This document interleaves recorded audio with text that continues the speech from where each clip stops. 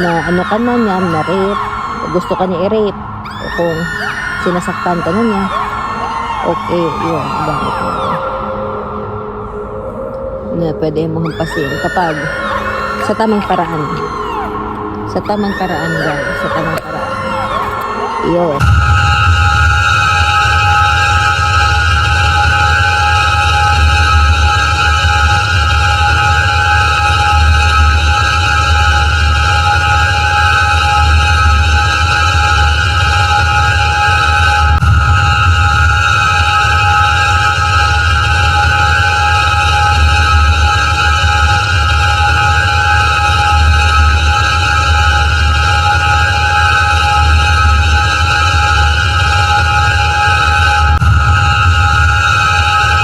Hello everyone, welcome back on my YouTube channel. Please put your comments below, share, like, and subscribe. So for today, I'm gonna do my walking, guys, because I just finished having my walking.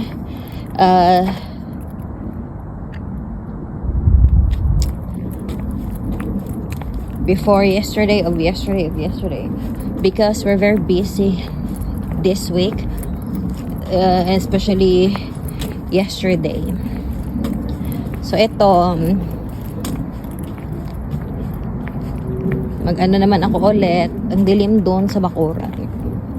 Yun, bago lang ako ulit guys nag-vlog ulit, ha, pasensya kasi sobrang busy nakin. Nag-walking naman ako last time, so hindi ako nag-walking sa garden, pero dito tinatuyuan ko ngayon as well as ulit nandun sa dilim.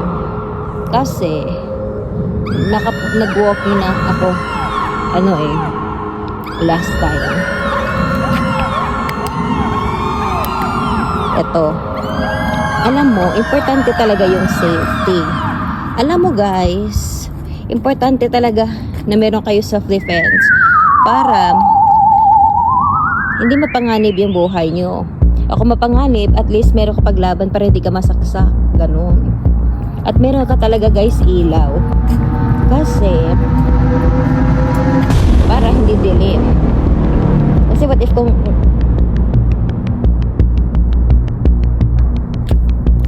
dali guys, parang merong sumisip. Ano ba yun? My goodness, kaloka. Nagulat ako guys. Ito sa dahong ito. Pasensya guys, nagulat ako.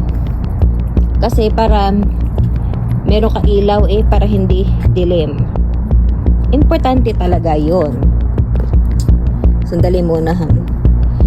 Para sa ulo ko ito yung sinusuot ko, pasensya.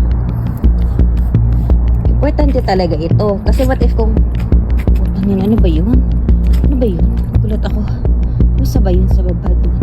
Pasensya guys, sa pasensya talaga. Nagugulatin ako. Nagulat ako kasi akala ko so gano'n, sobrang dilim talaga ito. Hindi naman ako natakot, pero hindi ako ready mapatay.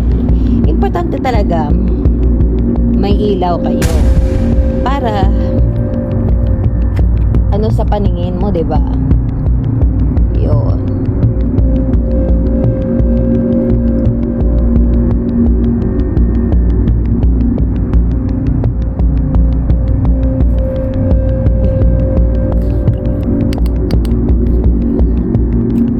Flashlight. Importante talaga ito para hindi dilim sa guys, sa paningin. Parang meron talagang tao sumisilip sa baba ng bakuran. Ganun. Meron ako self-defense flashlight, ito hinawakan. Yun. Kasi dito sa US mas delikado. Kasi hindi sila takot pumatay ng tao kasi maraming serial killer. Naging ugali nila yun.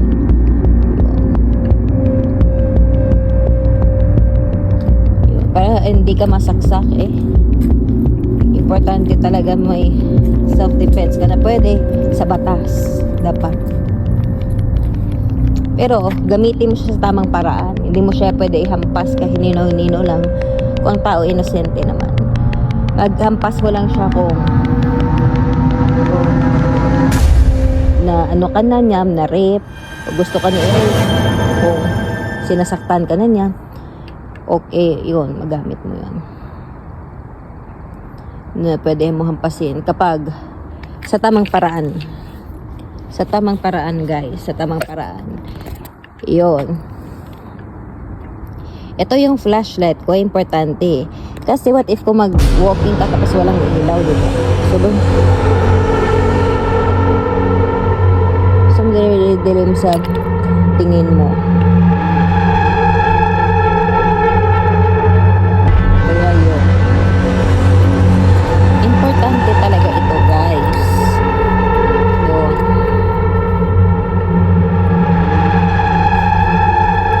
4 minutes na ako nag-walking ngayon, guys.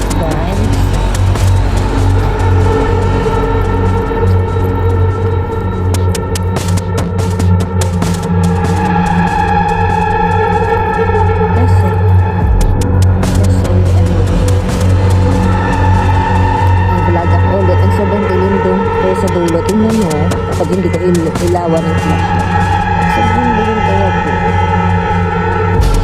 Importante talaga, guys, para hindi mo hindi mapanganib yung buhay mo, hindi ka masaksak, hindi matuloy ang pag-rape sa'yo at patay. Kailangan mo talaga ng certificate sa pwede sa batas.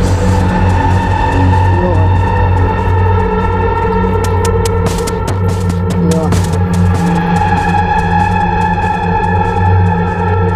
Inawag ko siya ng flashlight.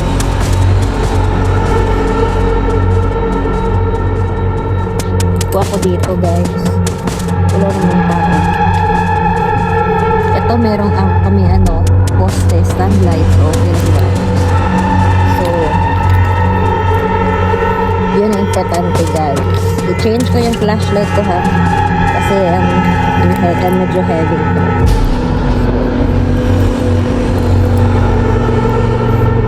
Dali muna, guys. Huwag kayo mag-alala kasi akala ko muna. But anyways, hindi naman ako natakot, guys.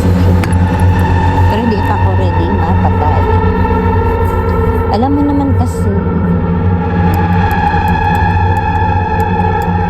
so kailangan mo talaga, guys, ng guys, ng ilaw.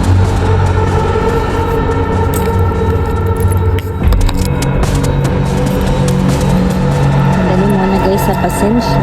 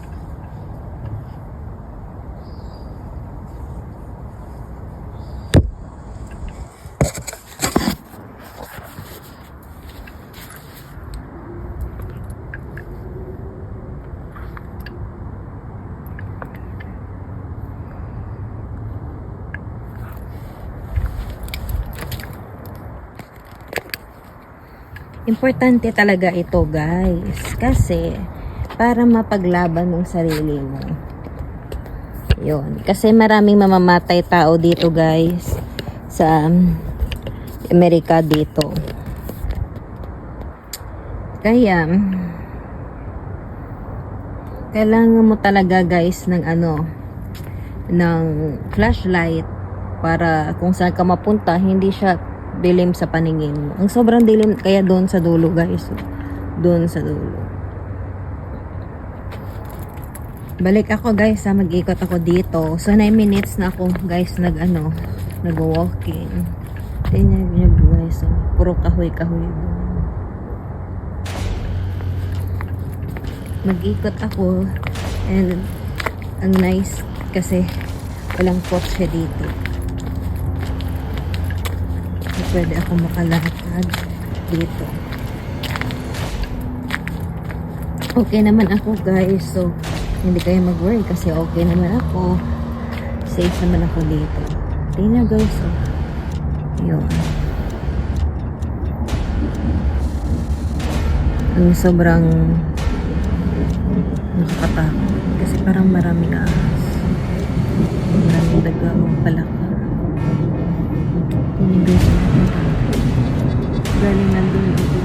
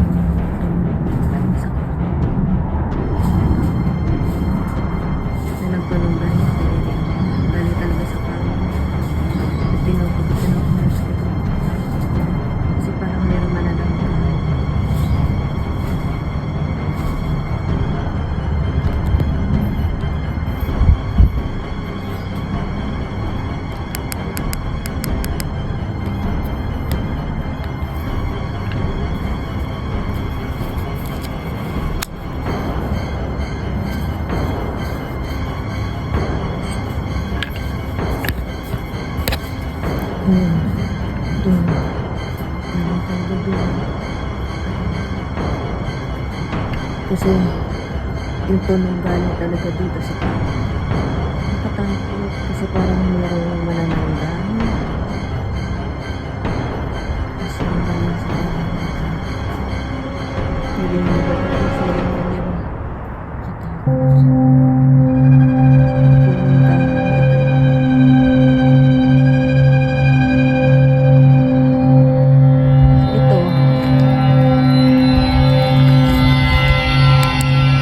Importante talaga guys may flashlight kasi para merong ilaw at hindi dilim sa paningin mo kung saan mapunta. Pero itong punong kahoy ito katabi ng bahay na to nakakatakot kasi purong punong kahoy at narinig ba yung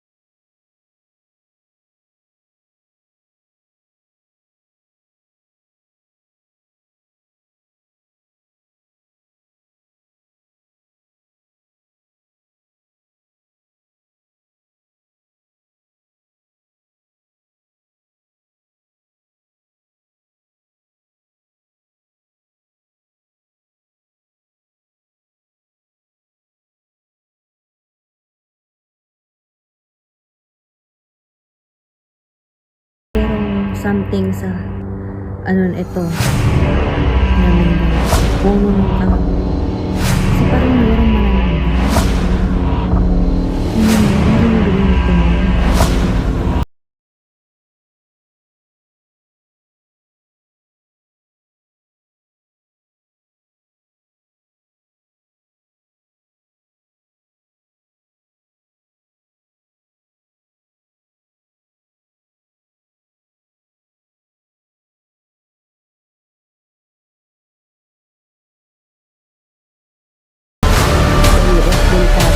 nila pumatay ng tao. Kasi Sir Killer, so kailangan mo tagalang self-defense na pwede magamit. Kasi para hindi ka mapatay. Hindi ka mapatay.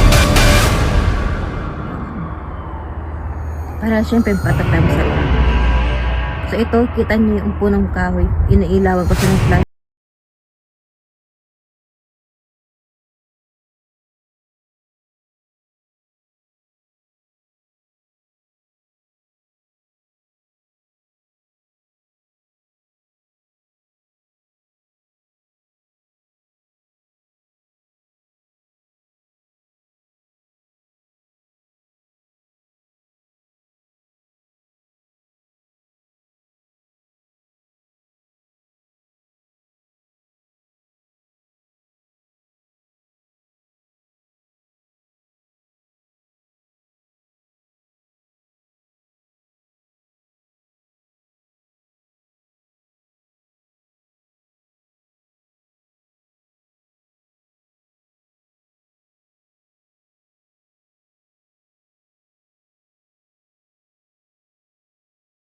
Narinig yun, yes, yung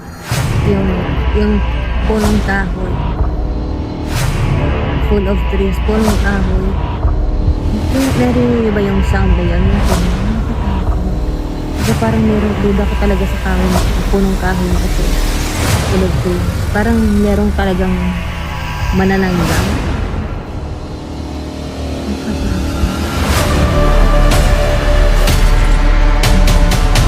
Ilawan ko siya ngayon ng guys ng flashlight ko.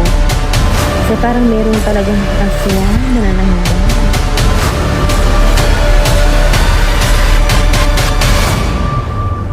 Meron manananggang. Narinig ba yung tunog? Sobrang lakas talaga ng tunog. Parang pusa pa. Sorry guys ha. Salamat sa panood ng vlogs ko. Pusa pala. Tingnan nyo. Oh, pusa yun. Kita nyo ba? Kita nyo. Pusa. Pusa yun. At yung tunog, yung puno ng kahoy, full of trees pala. Full of trees yun. So, mismo galing sa kahoy ito na inilawan ko siya ng flashlight ko guys. Yun ang malakas na tunog. Kasi parang merong mananangga.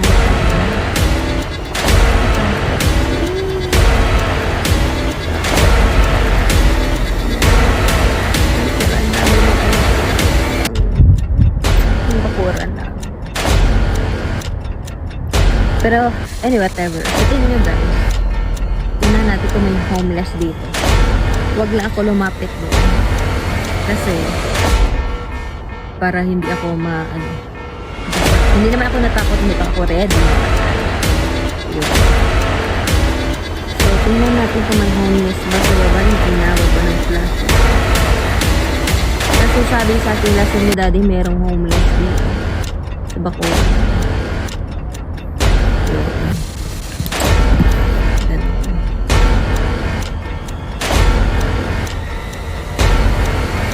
Mayroong tao sumisilip na.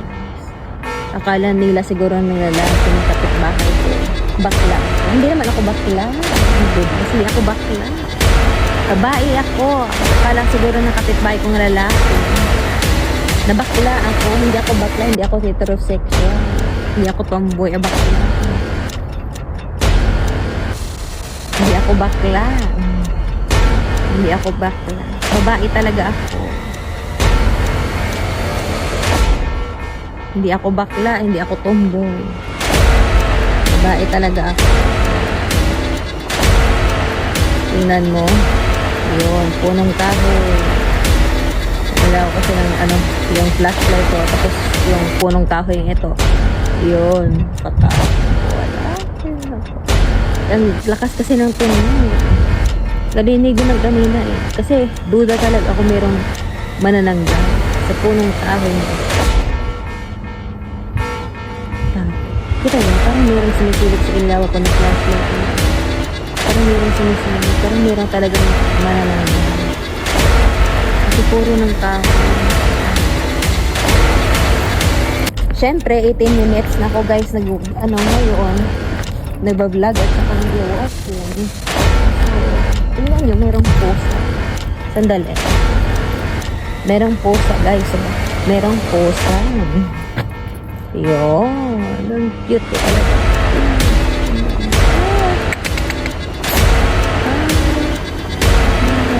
Hindi ako lumapit sa pusa yun. Kasi baka umalis. nakakatakot sa akin, yung pusa. So, wag lang ako guys sumapit. Kasi baka lumayo. Sobrang dilim talaga dun. Nawalan ko siya ng flashlight yung pakura namin. Yun sa edge na yun. Sobrang dilim talaga dun.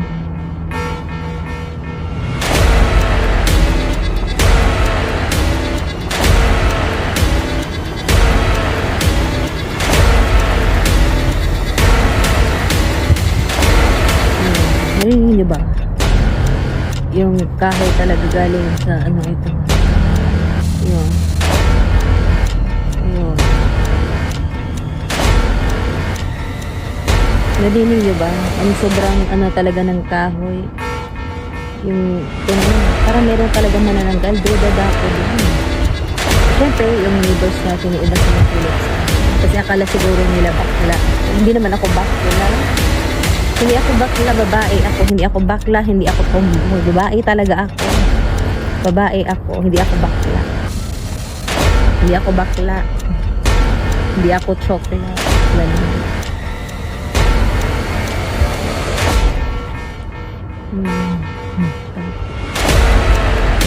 Trap ko na. Iwala ko sa trap. Trap ko na. Meron na kami dyan.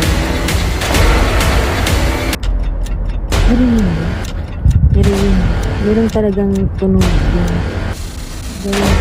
Meron talaga doon. Ano doon? Punong kahoy doon. Nakakatakot. Kasi parang meron talaga mananangga. Okay na ito guys. Kasi 20 minutes na ako. Tapos mamaya 21.